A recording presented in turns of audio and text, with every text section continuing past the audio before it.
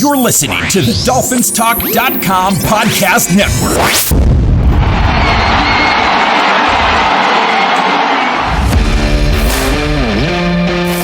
Welcome to Dolphins Talk Weekly, your one-stop audio breakdown of all of this week's Miami Dolphins news.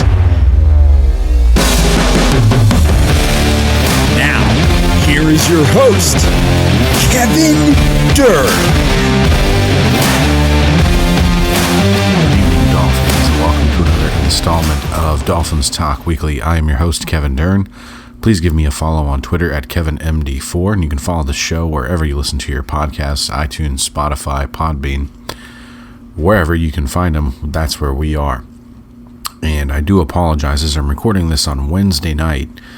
Just had some work and personal things I had to attend to Monday and Tuesday, so I apologize for the delay in getting this week's podcast episode out. We will go ahead and start off with the whiskey segment. It was a beautiful fall day here in southeast Indiana, about 68 degrees, nice and sunny, a little bit of cloud. Perfect day for a glass of bourbon, so I thought I'd change it up. I had a glass of bourbon already, but for this part of the show, we're going to be sipping on the Jefferson Reserved Twin Oaks. I think I've had this on the show a long time ago. One of the ones that I have used my drink smoking kit on before. It's very good, but also holds up pretty well by itself. So here's our victory sip to recap the 42-21 win over the Carolina Panthers this past Sunday. That's good stuff. If you like Woodford Reserve or anything Buffalo Trace, you know, this is just kind of a more slightly milder version of those types of bourbons. It's got some nice oakiness to it, a little bit of honey and vanilla on the finish, but a nice easy drinking bourbon for a great fall day. But that's not why we're here. We're here to discuss Miami Dolphins football. So let's dive into that. And the Dolphins improved to 5-1 for the first time since 2002 with a 42-21 win over the Carolina Panthers. And the first quarter, not pretty, but everything after that, minus the Mike White pick six, was pretty much all roses for the Miami Dolphins as they rattled off 42-7, the point margin after that first quarter. You look at some of the things from that first quarter, you know, thought they were pretty bad against the Panthers' opening play script. I think Frank Wright kind of surprised Fangio and decided to run right at them, even though they were missing Miles Sanders, their starting running back, and Chuba Hubbard is more of a speed guy. They just started to attack right up the middle and got Miami kind of trapped in that nickel formation, got them trapped in the 3-4 on another drive, and just started moving right down the field against it. Doesn't help that the Dolphins themselves on offense had a 3-and-out, and then their second possession. And as best I can tell, when they had that 3rd-and-1 play where they faked the quarterback sneak and then tried to lateral it to Mostert, and Tua threw it over his head, a couple things with that. So I did some research on YouTube, and you can actually find the genesis of that play. You have to go back to November 28th, 2004.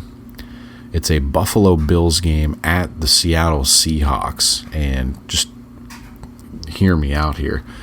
Drew Bledsoe is the quarterback of the Bills. Willis McGahee is the running back for the Buffalo Bills, and they try this on a 4th-and-1.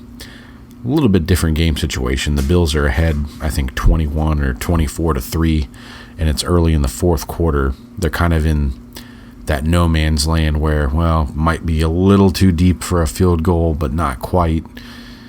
They try it on a 4th-and-1, and it works to perfection, and Willis McGahee ends up with like a 30-something yard touchdown run because of the lateral on the play.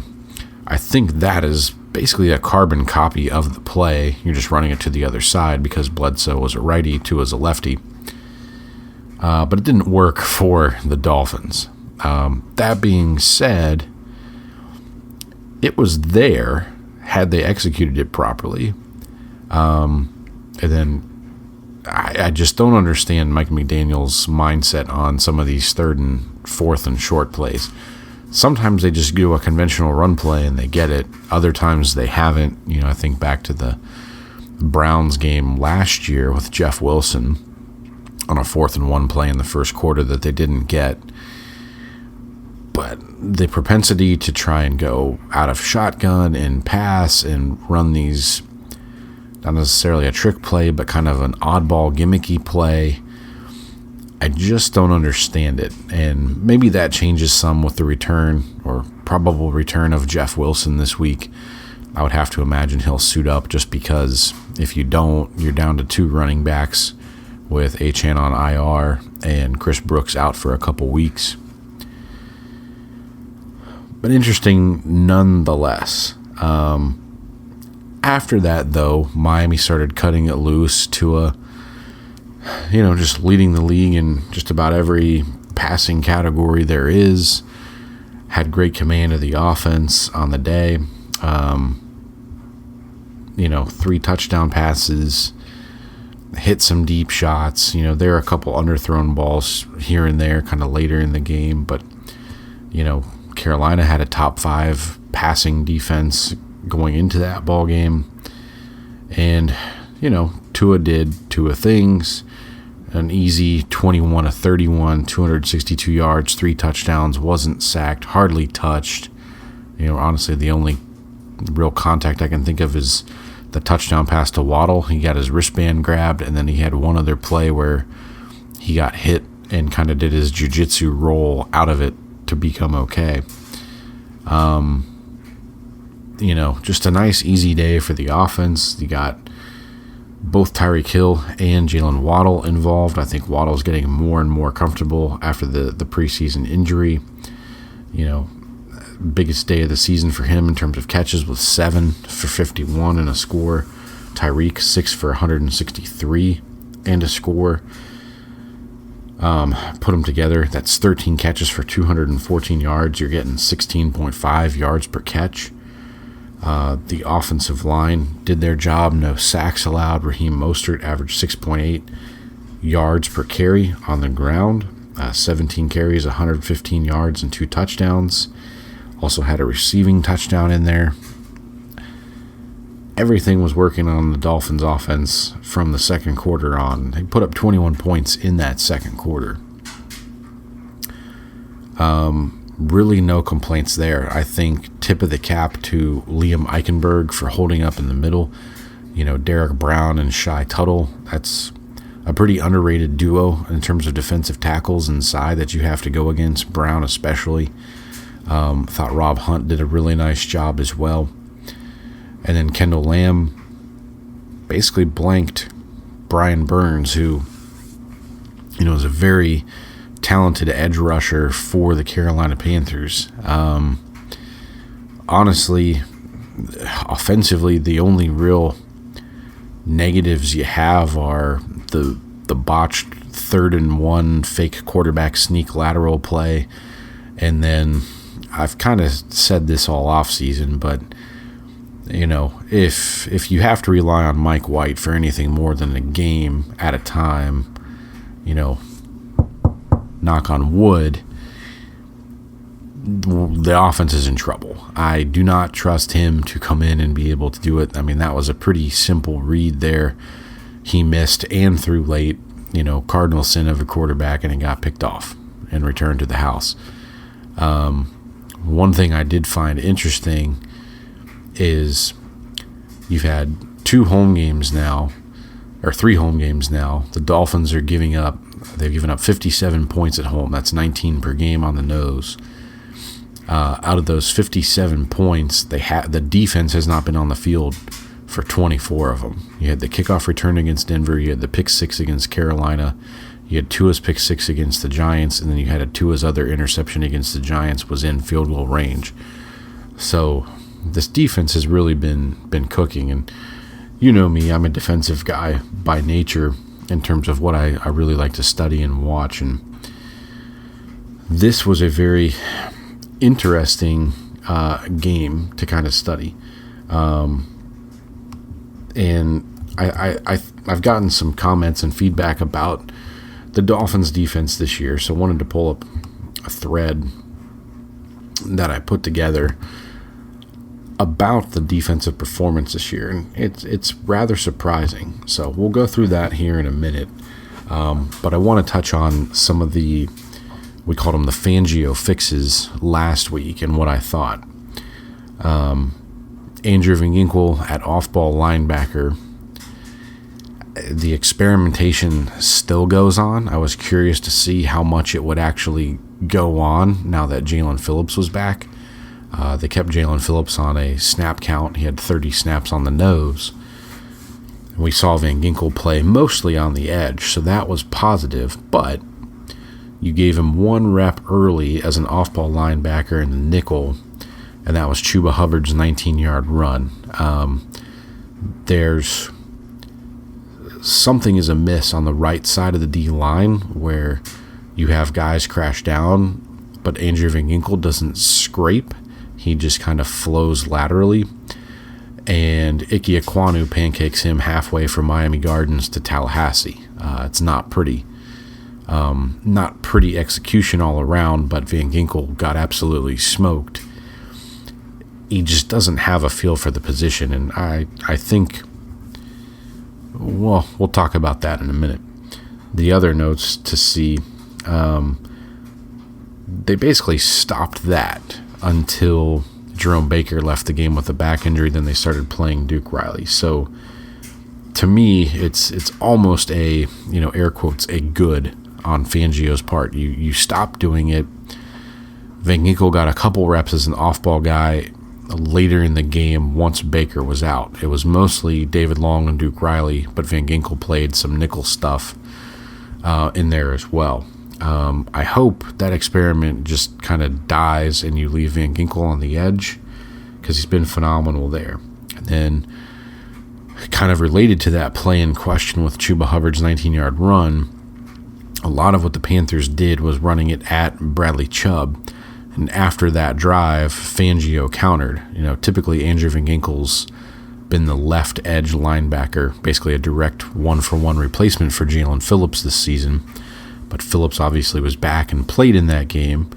But you saw Fangio put Emmanuel Ogbah, who I won't say is their best edge setter, but is probably the toughest one to root out, just given his size and his length. They started putting he and Van Ginkel over on the right-hand side of the defense, which faces the left tackle, left guard, and then brought in Chubb on third downs. So that was a nice in-game adjustment, which is something that if you followed Fangio throughout his history, at least since he returned to the NFL back in 2011, you don't always get those in-game adjustments. Another thing, and I think this plays very well with Christian Wilkins and Zach Sealer, he started slanting and angling the defensive line. So basically you're trying to shoot either to the strong side and cut off a run, or you're angling to the backside and then backdooring the run, which Wilkins was phenomenal at, has been his entire career with the Dolphins. Sealer's done a great job of it as well. But there's a noticeable drop-off when you're trying to do that with Raekwon Davis and Deshaun Hand.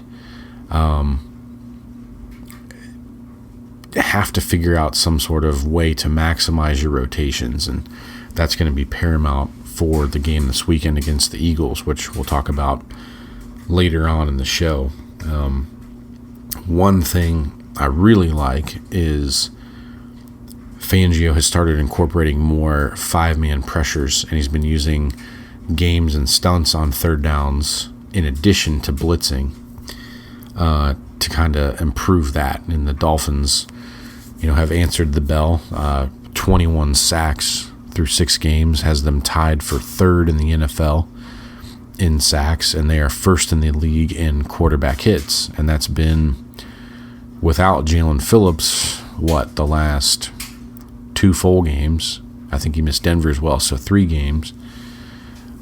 Pretty impressive stuff, and I think if you've been paying attention, the most consistent pass rusher on this team is number 94, and kudos to Christian Wilkins' agency for telling him to bet on himself.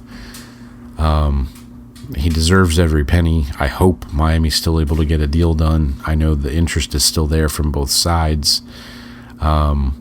Maybe someday I can go into more detail on the contract that the media kind of picked up on and hinted that he, kind of left sitting this offseason.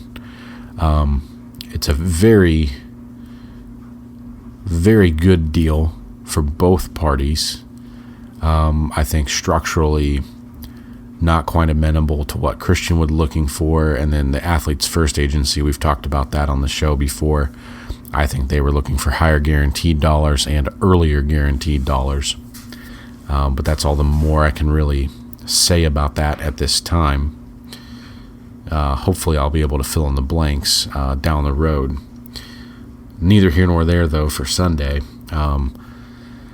Really liked the amount of games and stunts that they had. Bradley Chubb, I thought, probably his most complete game as a Dolphin after a couple hiccups in the first quarter. I like that they're still showing the ability to blitz from the slot. And I'd like to see them get David Long and Jerome Baker involved a little more. They did some of it this past Sunday, but some of the coverage asks they've asked those guys to make are still a little big, in my opinion. But it's been interesting to see, and kind of wanted to walk you guys through sort of this Twitter thread I put together going through the defense. So we'll just kind of read through this, and maybe this only intrigues me. Hopefully it intrigues some of you out there in Dolphin land. But looking holistically at this defense, I think a lot of debate, at least from fans that have talked to me or, on Twitter or, through other channels, is the defense as good as it was a year ago? What are we really getting with Fangio? And to that I would say, to quote the great Emmitt Smith, the Dolphins' defense has been, air quotes, debacled twice so far this year. Week 1 against the Chargers, Week 4 against the Buffalo. He gave up 82 points in those 2 contests. So still, statistically, just from a points perspective, there's been a drop-off from 22.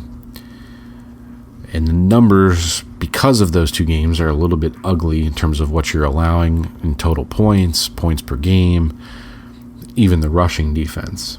But there's noticeable improvement in that run defense. You look back a year ago, the Dolphins were 4th in the NFL in run defense. They gave up exactly 103.0 yards a game, 4.1 yards a carry. This year in 2023, since Week 1, so we're counting the Week 2 Patriots game through Sunday's game against Carolina, Miami's run defense is averaging only 90.8 yards per game allowed. Not hugely impressive. You've had some games where, the game has kind of gotten away and teams have had to stop running the ball. You look at the Broncos game in particular. But what's intriguing is they're giving up more than greater than a half yard less yards per carry. Their yards per carry in that stretch from Week 2 to now has been 3.5 yards per carry. It was 4.1 yards per carry last year, and they had the 4th best run D. So I think that improves. And it's not just game flow. You've had some games where I believe every game in that stretch, the opposing team has had at least 25 carries, other than Denver, which I think they had 20. So it's not like it's just been a game script where the lead has been outrageous and the other team just has to abandon the run at all. Certainly wasn't that against Carolina.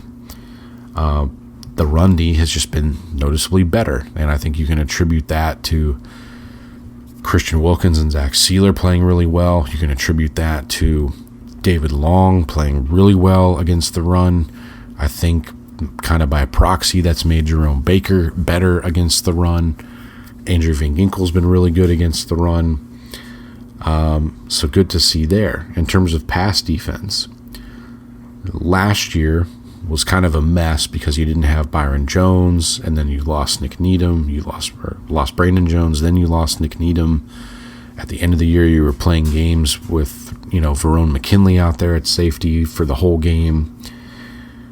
Miami gave up 234.8 passing yards per game a year ago, 6.9 yards per attempt.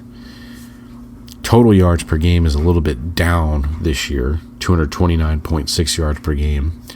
Yards per attempt are up by 0.3, so 7.2. Now, that's been without Jalen Ramsey. That's been with some kind of weird choices in the secondary. And I mentioned before, Miami's tied for third in the league with 21 sacks. That's 3.5 a game. They're already more than halfway to their sack total from last year. They had 40 sacks last year, all of the season, which is 2.3 per game. And as I mentioned before, Miami's leading the league in quarterback hits. Now, what's intriguing, especially to me, is yes, the 2 of the next 3 weeks, your opponents are going to ramp up. You got at the Eagles this Sunday night, obviously, and then in 3 weeks you go to Germany and you're playing the Kansas City Chiefs, and then you get a bye. But the cool part is you now have Jalen Ramsey on the near horizon. His practice window opened today as I record this, and Nick Needham is currently working his way back through his practice window. So, getting those two guys back is probably a pretty nice boost to the defense, as well as getting 100% Jalen Phillips back. And I think those things will boost the efforts of the entire defense. And I think what's more is we're seeing Fangio course correct on things. We talked about Van Ginkel at inside linebacker, the Chuba Hubbard run. I think he had a big opportunity to play Van Ginkel extensively at inside linebacker against Carolina, and he didn't do it.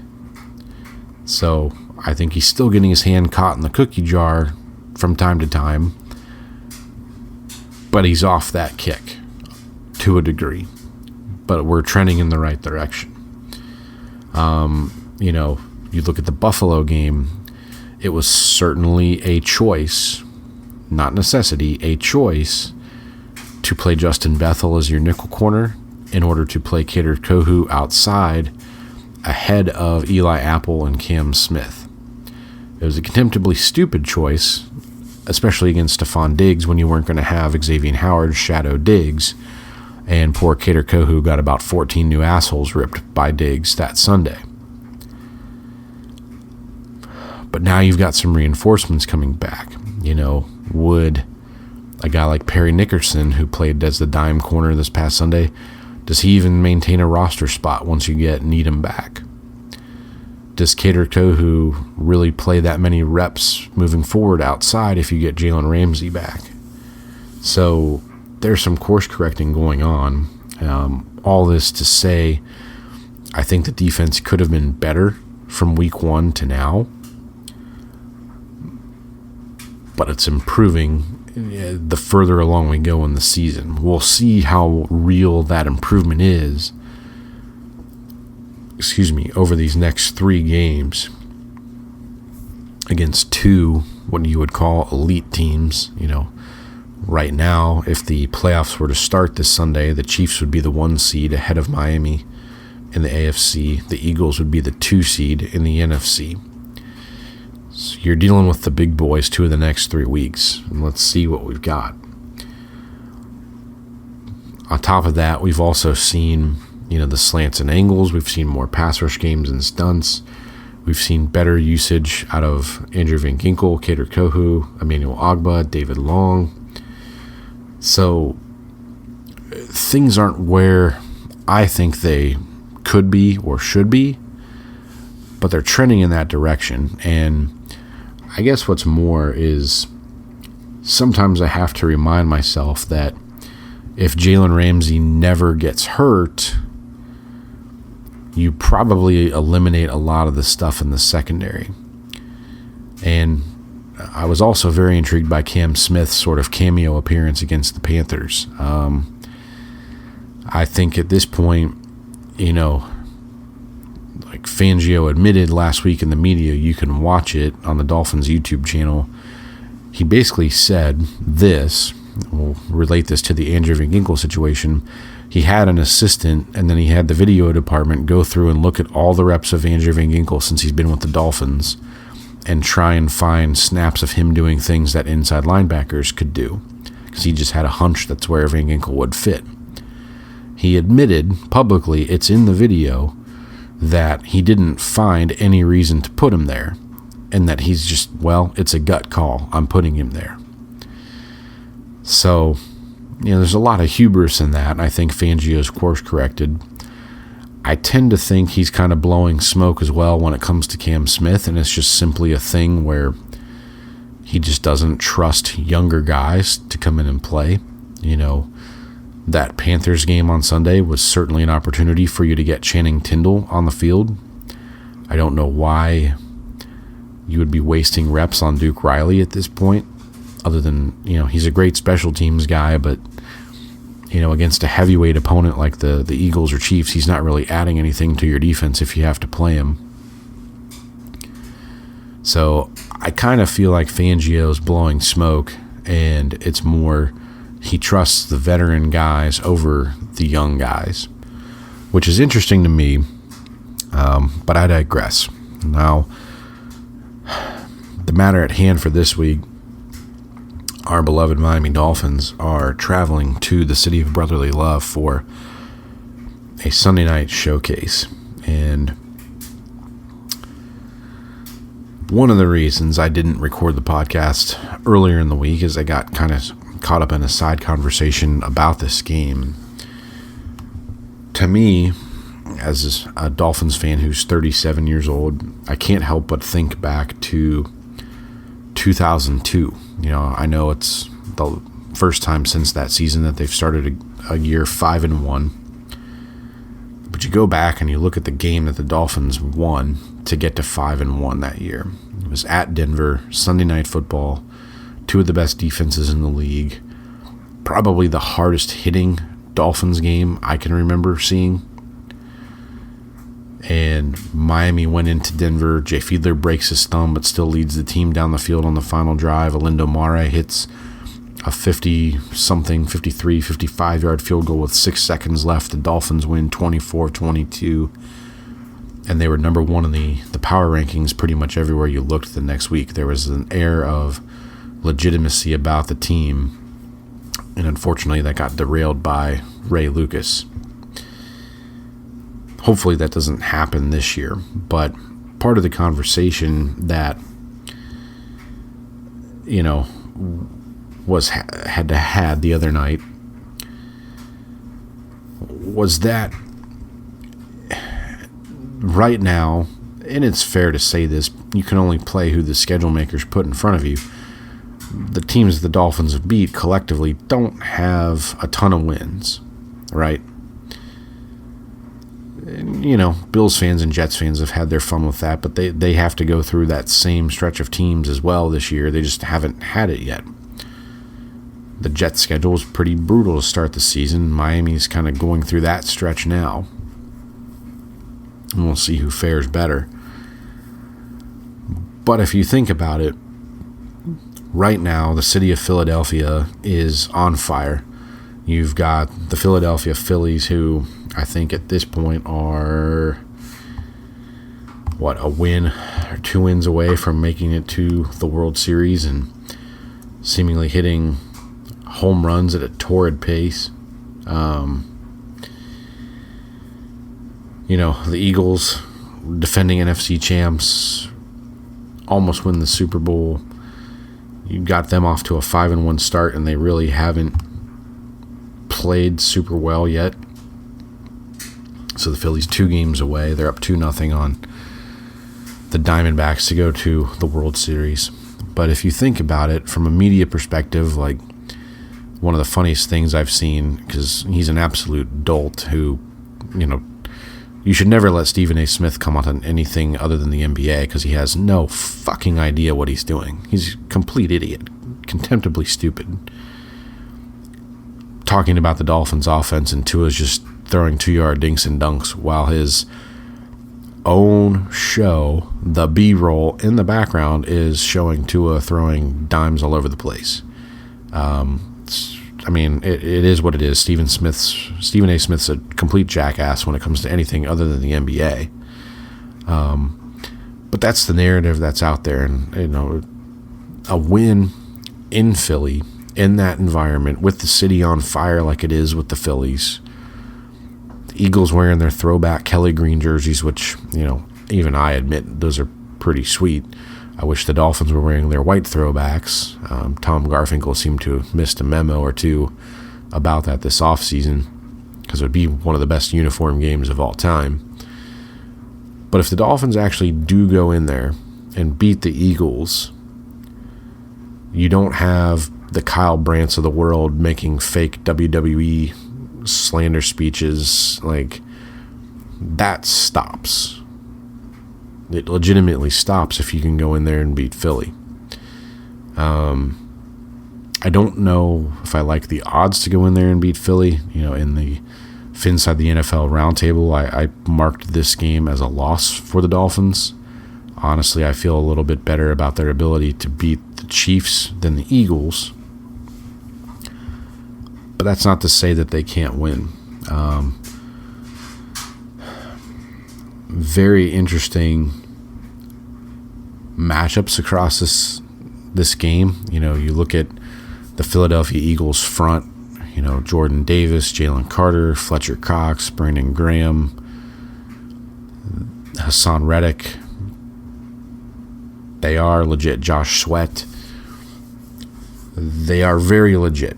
Now, all offseason, I've been a big proponent of, the Dolphins have a lot of ways to scheme stuff to help their pass protection, and that's rung pretty damn true so far this year.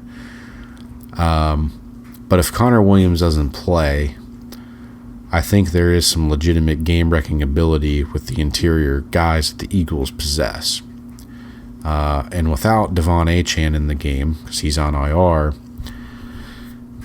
you have to be at least a little bit more conventional with your running style. And I don't think that's going to fly against the Eagles front, which I believe they are the number 2 ranked run defense in the NFL going into this game. So that's an issue there for me, especially if you have to have Liam Eichenberg as your starting center. Connor Williams did not practice today, Wednesday.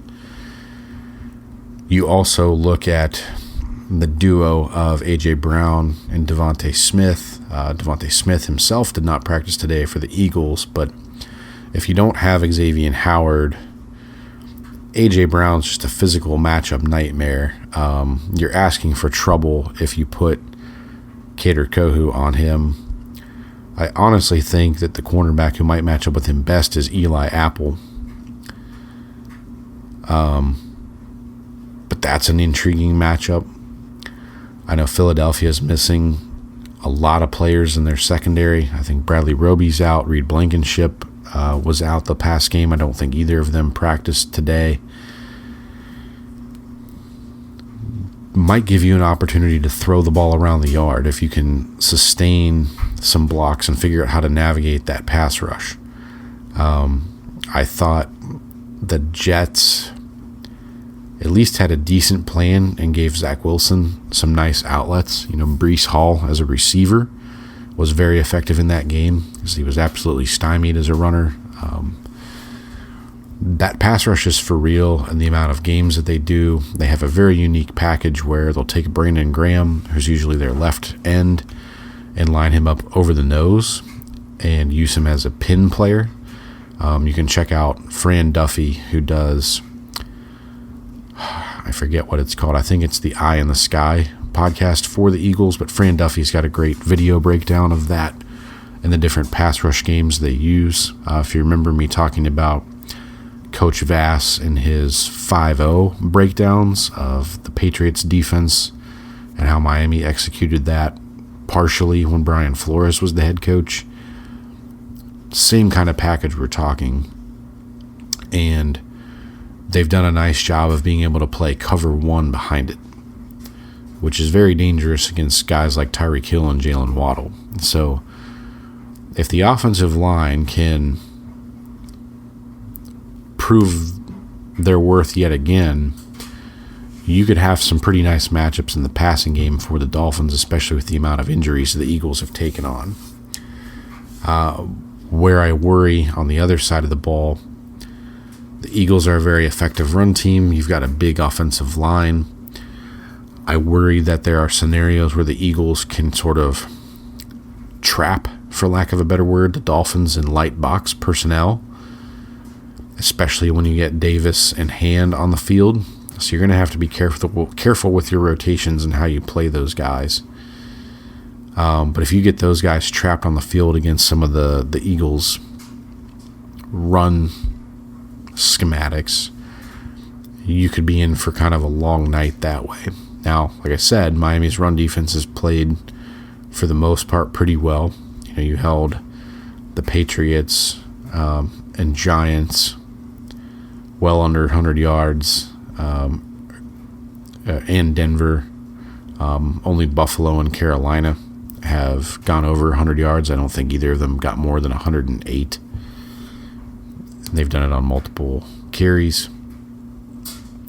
So as long as you can kind of turn in your average night's work in the run game, I think you've got some opportunities to get home in the pass game, especially if Lane Johnson doesn't play.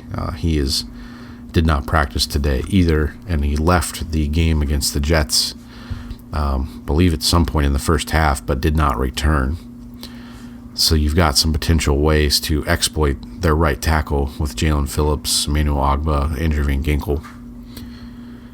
So some intriguing matchups there. I think what concerns me the most about the Eagles' offense is something that the Jets, and I'll give them their flowers, navigated very well, and that was just the slipperiness of Jalen Hurts in sort of those secondary routes run by receivers.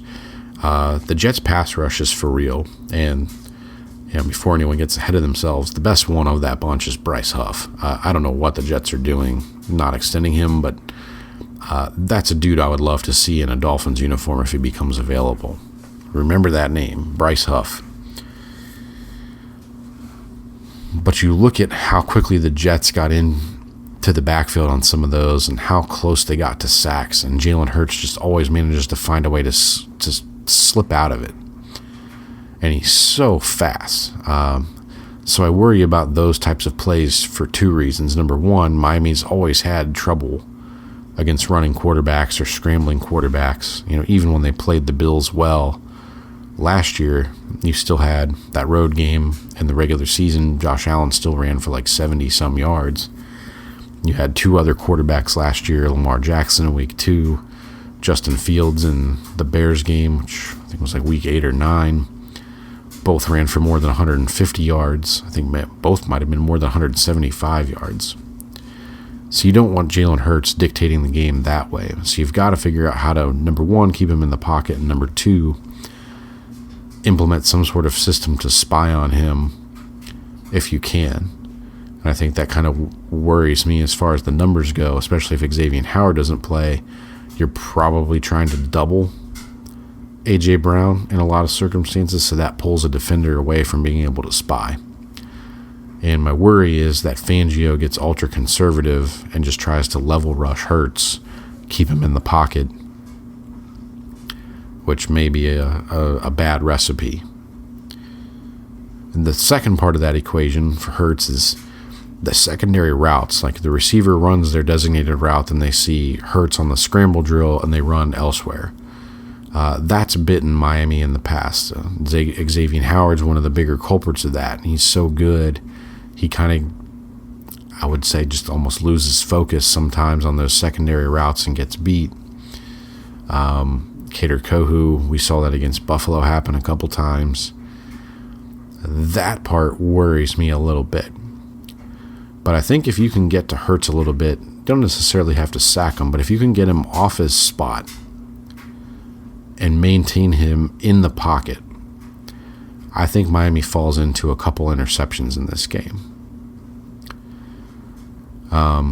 Certainly be an interesting one to watch. You've looked at all of the offensive statistics. Philadelphia, other than Hurts having thrown 7 interceptions, Tua's thrown 5, I suppose, but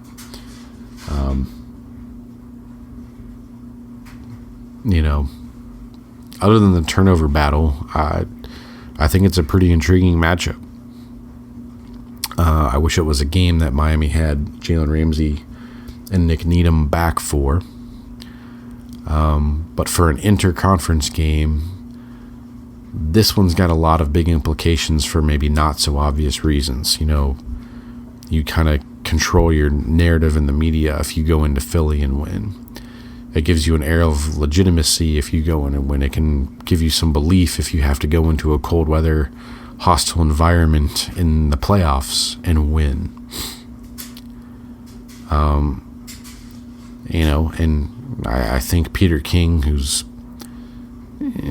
sometimes a grade A douchebag, but really good writer, I think had his pulse on it and was correct and said that, this is the showcase game of the NFL for the first half of this season. And, I think a lot of people are going to be pretty impressed with what they see out of the Dolphins. And I guess for me, win or lose, as long as you make this game competitive and don't have a repeat of what happened in Buffalo, don't look outgunned, don't look outcoached, don't look outplayed, that's as close to a moral victory as you're going to get in the NFL if you lose the game. But if you have a good plan and you are well coached and you execute well, there's no reason that the Dolphins can't beat the Eagles on Sunday night.